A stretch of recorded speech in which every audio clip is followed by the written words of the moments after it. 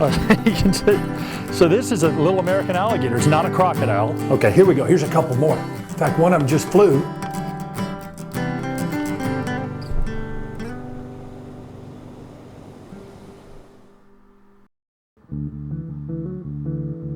Many of the creatures in the lowcountry are extremely secretive, and they spend the majority of their time hidden. In fact, certain species don't even come out during daylight hours.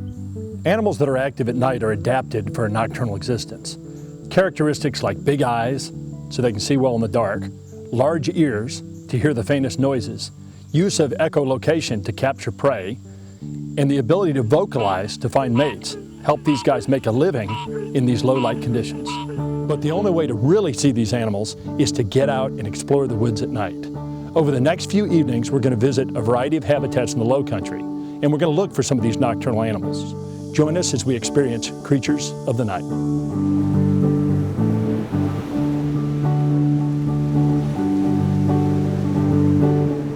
We're on a lowcountry beach. In fact, it's kind of a windy night, and it's still early, but we came across just an absolutely incredible animal.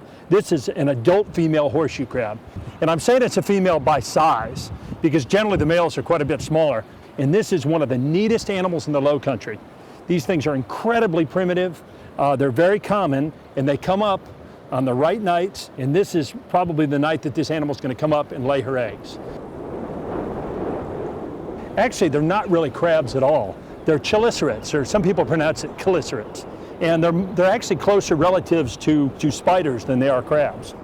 Looks like a very old female. You can tell by all the barnacles on her, and she's just kind of beat up. Looks like she's been through the wars. So this one has probably been around for a long, long time. Now let's make sure it's a female. I'm going to flip it over very carefully, trying not to hurt it. And if you look underneath, they've got just, I mean, they look prehistoric or something. Just incredible, incredible legs. These are the walking legs right here. And then these things are claws of sorts, but you know, they can't do much at all. The pinch is very mild compared to other crabs, that's for sure. This appendage right here is called a telson. And a telson is what allows a horseshoe crab to turn back over. If it gets turned upside down by a wave or something, it can use this telson, this tail-looking thing, to flip the shell back over. And I'm going to look for, the males will have a little set of hooks in the back pair of legs, and those hooks are what they use to hold onto the female so that she can drag him right up on the beach. And what she does is gets up above the high tide line, lays her eggs, and that's where they're safe from a variety of marine predators. And so what she's doing is traveling up the beach, trying to get up above where the water's going to go. She'll lay her eggs. Usually there's a male nearby, and that male will fertilize those eggs. And then hopefully those little eggs will hatch into minuscule little horseshoe crabs. So a lot of marine predators can't get them because they're up on the sand, but there's an awful lot of animals that depend on these. There's a variety of birds like ruddy turnstones and red knots that feed on these horseshoe crab eggs. These eggs are incredibly nutritious, and some of these birds are actually tied to the life cycle of horseshoe crabs, and they arrive on these beaches at exactly the right time so that they can eat those eggs. It's incredible timing when you think about it. And the reason for that is they have to get enough eggs so that they have the energy to make a long migration flight to the Arctic tundra. And then once they get there, the females have to have sufficient energy to lay eggs of their own, so to speak. Just incredible thing. So if these horseshoe crabs weren't here, then the red knots and the ruddy turnstones might not have enough to eat to make their migration journey.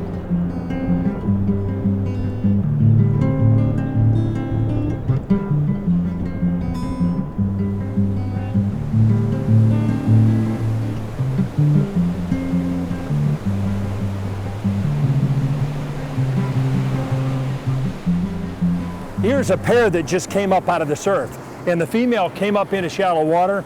There's generally some males waiting around. Female releases pheromones, and the male sort of keys in on that. He grabs a hold of the female. He has these modified hooks on his legs, and he uses those to hold on the female, and she pulls him right up on land.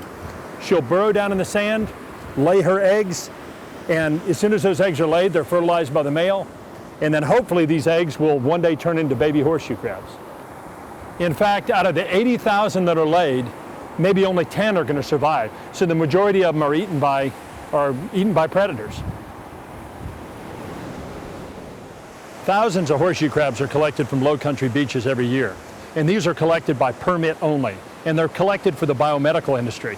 And what happens is these crabs are collected, they're taken to local labs, a certain amount of blood is removed from the horseshoe crab, and then the cells of this blood are used to detect the presence of gram-negative bacteria. Anything that's put in the body, like catheters or pacemakers or anything that goes in the human body, is first tested with horseshoe crab blood, or actually the cells from horseshoe crab blood. So these horseshoe crabs are very, very important. In fact, it's really the only thing we have for testing for the presence of gram-negative bacteria. After these crabs are bled, they're brought back to the ocean and released. And the idea is maybe those same crabs can be caught next year and used again for the biomedical industry. Okay, so these creatures aren't going to win any beauty contests. I mean, they're very primitive looking. Although they look dangerous, they're completely harmless. But it's neat to know that we have creatures like this in the low country. And it's neat to know that these guys are going to crawl back into the ocean, and they may come back to the same beach next year and even the year after that.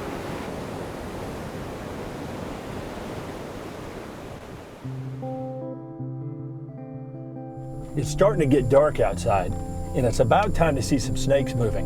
One of the best ways to catch nocturnal snakes is to drive along a low-traveled road like this and just look for them crossing. So what we're going to do is cruise along here and just see what we can find crossing the road.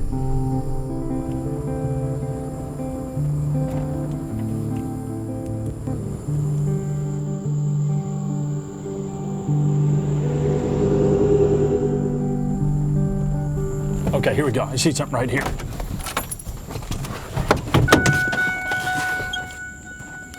It's small. Yeah, right here. This is one that I kind of expected. You see, he's kind of crawling around.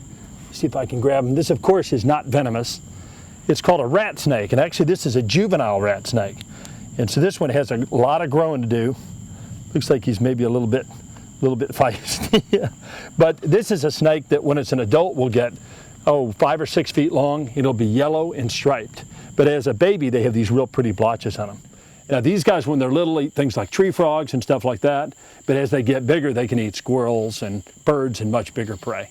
So this one, I'm sure, is just out crossing the road looking for something to eat. So we'll put him back down and we'll just kind of let him go about his business.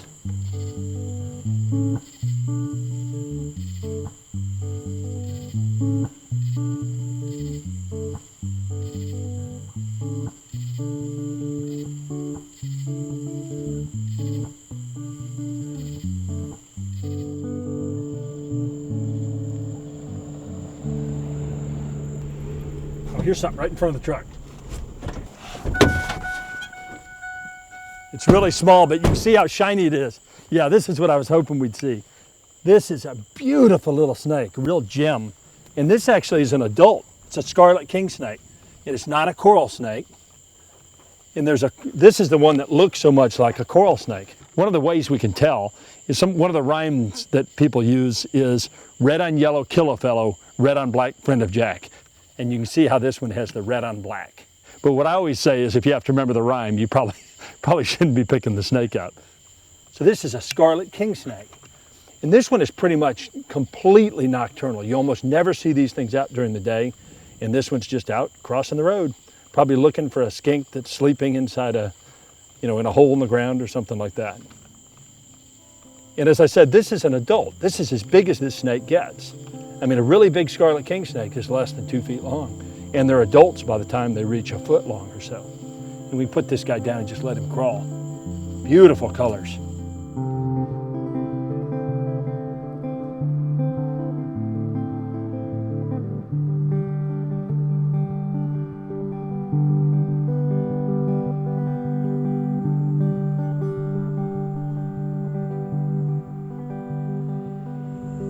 This has been just a great night for snakes. In fact, every time we go around a corner, there's another one.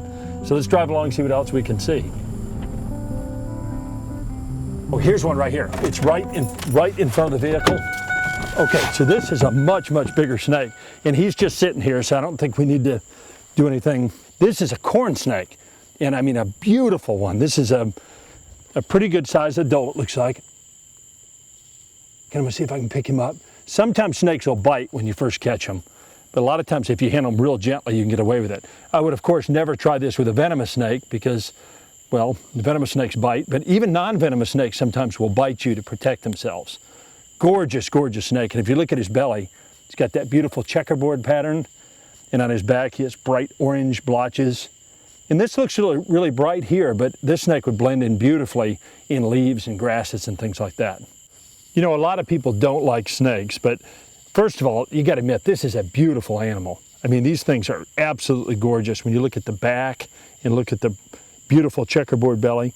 But something else, I mean, this snake has a real role to play in nature. It feeds on rodents and things like that. It in turn provides foods for hawks and owls, and it'd just be a real shame if snakes like this corn snake didn't exist here, because they're part of life here and they're part of the balance of nature. And so we can just kind of put him down and let him go about his way. These become very nocturnal during this time of the year.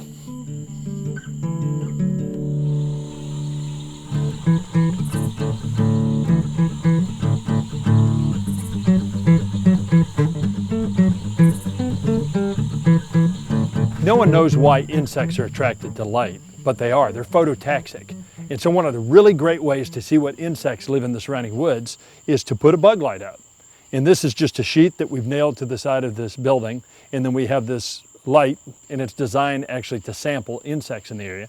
And so what we're going to do is just see what lives in the woods around here. So let's start, and if we look right here, this is a Katydid. So this is one that actually vocalizes and makes a lot of noise, but it is a really cryptic animal. And you can see this one looks just like a leaf. And this is a female, I can tell because it has this ovipositor. But boy, look at the antennae on this thing and the long legs. And this thing spends a lot of its life in the trees. And so you won't often see it because it's supremely camouflaged, and you only see them when they come down out of the trees and to a light like this. Okay, so I'm going to put him back on. And there's lots of really, really small, it looks like some caddisflies here and some tiny moths. One really neat beetle is this one right here. This is called a click beetle. And this particular one is called an eyed-elator. And if you look, he has these great eye spots on the top of his head. Those aren't his eyes at all. Those are just eye spots that are designed to probably fool predators and things, birds and stuff like that. But he's got an even neater way to protect himself. This guy clicks. There, he's kind of clicking a little bit. And you see, this sometimes if a predator or something starts to grab him, then probably that click kind of frightens him and causes him to step back a minute, and maybe the beetle escapes. In fact, let me hold him up to my mic and see if we can get him to click. I don't know if you can hear that, but he actually has a joint in his body, and it's held together with just little sort of things that press against each other, and he can force those things apart, which causes the body to click in half, basically. And that's what causes the clicking noise. So this is just one of the many beetles that lives around here. And let's look at those eye spots. Beautiful beetle. I mean, there are literally thousands of insects on this sheet. A lot of them are beetles, like this one right here. And beetles make up about 2/3 of all insect species. So chances are if you find an insect, it's going to be a beetle. Now here is a real treat. This is one of the really cool sort of big game beetles that you find. This is an animal called Dynastes. The common name for it is Eastern Hercules beetle. And this is a male. If we get a better look at him, I'm going to be real careful that I don't hurt the tarsi, these little claws that he has on the tips of his feet. And they look like they're pretty stuck in the cloth. So let me see if I can pull him off. But this guy looks ferocious, but you know, he's not dangerous at all. He just has this appendage on the front. And this is probably used for combat with other males, but he's really fierce looking. But you know, adults probably don't even feed much. They may feed a little bit on nectar and things like that, but for the most part, they just fly and mate. This is about as big as our beetles get. Some of the scarabs, Scarabidae is a big group of beetles, and some of them get quite big like this. But in the tropics, for instance, some of the beetles may get, 3 or 4 inches long, but nothing like that lives in the United States, although these are pretty impressive on their own right. Now this, I'm going to be really, really careful with this one. This is actually a Luna moth, and it's one of the silk moths. And this is not a huge one. You can see the powder on the wings. I have to be real careful that I don't knock a lot of that powder off. But look at these fabulous antennae. And one of the ways you can tell moths from butterflies is moths often have these big sort of bushy antennae. that you can see coming off of this one. But this is a Luna moth, and you know, it flies at night, it's nocturnal, and so it's always associated with coming out at night. Beautiful, beautiful moth. You can see the tails and the kind of greenish chartreuse color. And notice the little spots on the wings. And these may be designed to fool predators. So this one is beat up a little bit. Looks like he's been flying for a while. Luna moths don't live a real long time. They probably fly and mate, probably don't even feed as adults. And so this one is going to fly and mate, and of course lay eggs, and those eggs are going to turn into new Luna moths later on.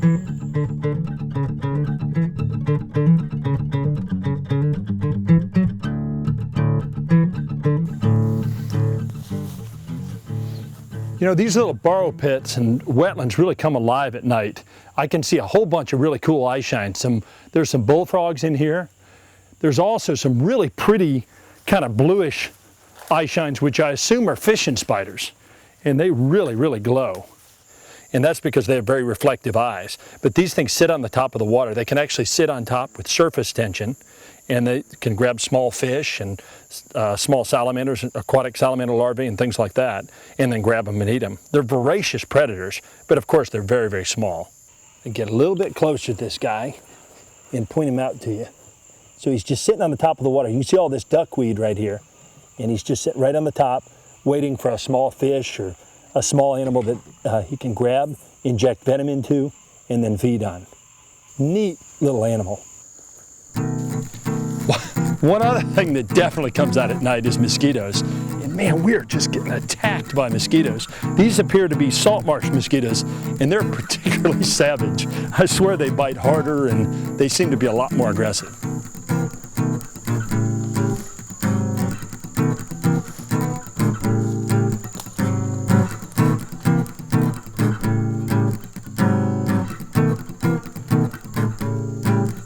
Okay, here's a water snake, and these things are really, really, really neat. And you can see I'm going to grab this one by the tail, and they do bite, so I have to be a little bit careful to not get bit. Even though he has a kind of a triangular looking head, this is not a cottonmouth. Okay, I'm going to turn my headlamp off. And you can see these beautiful bands on him. He has pretty big teeth, so I'm trying to make sure I don't get bit, because it does hurt, even though he's not venomous, and I would never handle a venomous snake like this, but a non-venomous one, sometimes you can get away with it. I'm going to see if I can get him behind the head. There we go. And so now I can hold him a little bit more carefully. And the first thing you notice is this guy has these really neat stitching sort of lines in the face, and that's how I know it's not a cottonmouth. But banded water snakes are beautiful, and this one is particularly pretty. It has these really nice sort of red bands on it. Some of them tend to be kind of muddy and brown looking. This one's much prettier.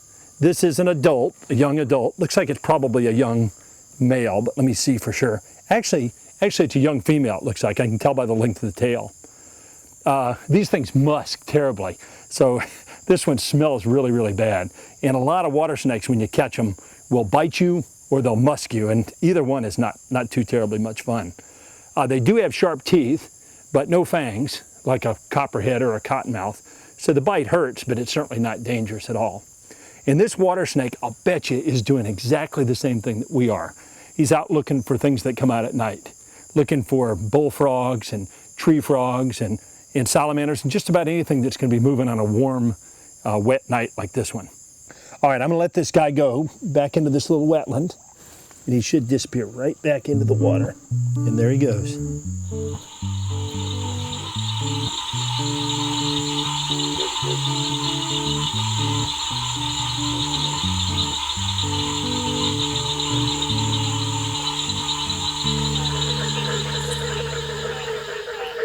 Some of the most amazing animals in the low country come out at night.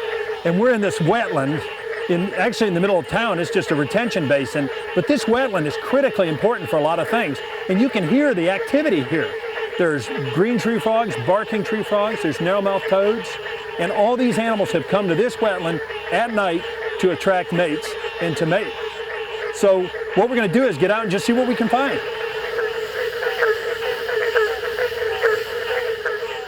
This right here is a barking tree frog. And this one was just calling away, but he's taking a little bit of a break. Let me see if I can show you this little guy, and I don't want to disturb him too much. But notice he's puffed his body up with air, and that gives him the ability to float on the surface. Let me see if I can right away tell that this is a male. And that's because right underneath his chin here, he has some extra skin, and it's kind of darkened. That's a vocal sac. So males are the only ones that really vocalize, the only ones that make that noise to call mates. And so that extra skin blows up and sort of holds air, and the air is forced out real quickly, comes out of the mouth and makes sort of a honking sound, or a little bit like a dog barking. Now another thing I tell is this guy has toe pads. Each one of his toes has little sticky toe discs on it. And so this is one of the tree frogs. And tree frogs are known as good climbers. And those sticky toe pads help them to go straight up the trunk of a tree, or even up glass sometimes.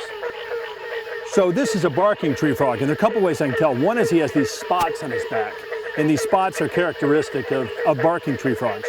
A green tree frog would have a white line that went all the way down the body right here, and it wouldn't have much in terms of spots. Now these guys can turn just basically green, but they're never going to have that really prominent white stripe down the body.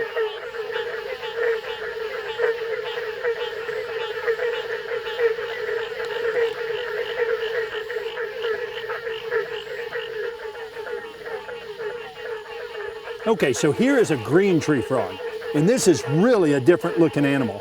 And if you look at him real close, first thing you notice is he's got this really nice line running down his body right here.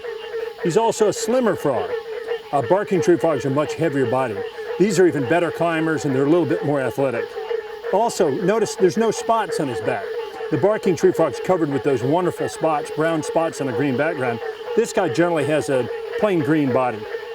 God, it's hard to talk with all the frogs in the background. I mean, it's just amazing how loud frogs are in a chorus like this. Because remember, each of these male frogs is trying to call louder than the frog next to him, so he gets the girl, so to speak. Now this looks like, it's a little bit hard to tell, but it looks like it may be a female. So this one was not calling, and it doesn't have the extra vocal sac underneath the chin. So this looks like a female green tree frog. Okay, this next one is a narrow-mouthed toad. Let me see if I can get this little guy. And narrow-mouthed toads are really, really small. See if I can get it. They're really hard to hang on to. They're slippery little guys. And so this is a full-grown adult. I mean, it's as big as they get. And it's called a narrow-mouthed toad. It's actually a microhylid. It's really not a true frog, and it's really not a true toad. It's kind of something in between. But this one has the most obnoxious call. It makes kind of a wah. And you may be able to hear that in the background just a little bit. And that call is, so that's males trying to attract mates, just the same way the barking tree frogs and the green tree frogs are. Their call is somewhat drowned out by the loud barking tree frogs and the green tree frogs. But fabulous little beast, and it lives in these same little wetlands where you find the greens and the barking tree frogs. Now one of the things that's really important is this wetland that we're in, this is right in the middle of town, and it's really more a retention basin than anything else. But it's really important for these amphibians. If they didn't have this little pond, a little place to live, they wouldn't survive. So it's critically important that we have these fishless wetlands so that these guys can make a living. If there are a bunch of largemouth bass in here, these guys would never be able to survive. So what a treat to be out at night in the middle of a pond somewhere with this amount of energy around you. For me, this is about as good as it gets.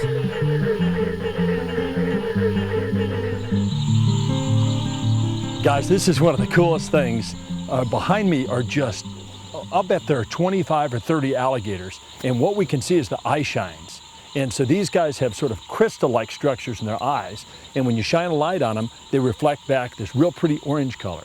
So I mean, there are a ton of alligators sitting right in this hole right here, and I think I know what they're up to. I mean, they're kind of stacked up and all kind of waiting on something. Now, when we came up, we saw a great big alligator, about a 10-footer across the road right here. And there's a rather significant alligator highway here. And alligators are going back and forth. I think I know why. This is fresh water. So we're in fresh water, and right over next to us is the salt marsh. Alligators love to get into the salt marsh, feed on blue crabs and mullet and all sorts of salt marsh sorts of things to eat. But they can't stay in the salt water very long, just for a few days, because they can't handle the salt. So what they do is go into the salt marsh, feed all they can, then they slide back into the fresh water, drink a bunch, purge all that salt out of their systems, and then they're able to go back in the salt marsh again. So in the low country, we have American alligators. We don't have crocodiles. And the really great thing about American alligators is they're very reasonable. I mean, they're not like some of the saltwater crocodiles and the Nile crocodiles that are used to eating really big animals, you know, wildebeest and things like that. They don't really look at people as food. Now, that being said, you got to be careful around alligators because they're big, powerful predators. And what you don't want to do is to get too close to one. And under no circumstances should you ever feed an alligator. Because what happens if alligators are fed, they start to associate people with food, and it creates a very dangerous situation, not only for you, but for other people who live in the low country. When you think of nocturnal reptiles, one of the first things you think about is alligators. I mean, alligators are really nocturnal, and they like to feed at night. Now, you may see them basking on the bank, or you may see them swimming around during the day, especially in cooler weather. But when the temperatures get really warm, they become really nocturnal. They're excellent night hunters. They have excellent night vision, and that's when they seem to be most comfortable, is moving around when it's dark. Cool stuff. As we've seen over the past few nights, the woods really come alive after dark around here. Night is a time when animals can come out under the cloak of darkness to feed and find mates. Thanks for joining us on Coastal Kingdom.